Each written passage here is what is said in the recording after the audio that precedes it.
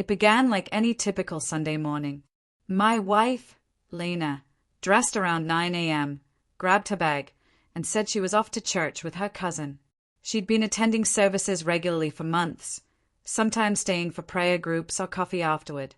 I had no reason to suspect anything until recently. Over the past few weeks, her behavior had shifted. She was secretive with her phone, giggled at messages she wouldn't share, and seemed distant when I tried to be close. When I asked if something was wrong, she dismissed it, citing job stress. But there were other signs. She started wearing more makeup, buying outfits she never wore at home, and her church outings lasted much longer than usual. At first, I felt ashamed for doubting her. We'd been married for 6 years, and despite our challenges, I never thought she'd deceive me. But my instincts urged me to stay alert. So, this Sunday, when she announced another church trip, I smiled, kissed her goodbye, and decided to follow.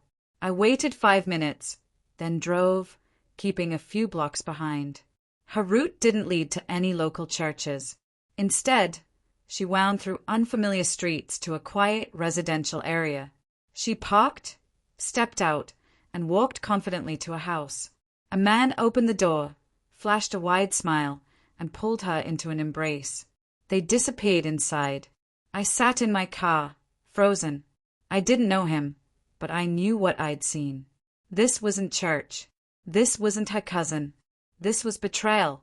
My hands gripped the steering wheel, my mind swirling with shock, pain, and rage. I snapped a photo of her car and the house number, then drove off. I wasn't finished, though. 2 hours later, I called her. She answered brightly. "Hey, love, just left the service." Her tone was convincing. I played along. "Nice," I said. "I'm outside the church. Want me to pop in and say hi?" Silence. Not a thoughtful pause, but a heavy, suffocating one. After nearly 10 seconds, she stammered, "What do you mean?" "I'm at the church," I said calmly. "Which one are you at again?" More silence. Then she hung up. I didn't call back. I wanted her to feel the weight of being caught. 10 minutes later, texts started coming. "Hey, my phone died earlier. Just saw your call. You okay?" I ignored them. 15 minutes later, another, heading home. "Love you." I stayed silent. When she walked in, I was on the couch. She acted normal. "How was church?" I asked. Her smile flickered briefly before she replied, "Great. Pastor Mark had a powerful sermon." I held up my phone, showing the photo of the house. "Is this his new chapel?" Her face drained of color. I didn't shout or lose control. I just stood, went to our room, and started packing. She followed, tears streaming, insisting it was just lunch with a friend, that she didn't want to worry me. Her excuses unraveled as she grasped for lies.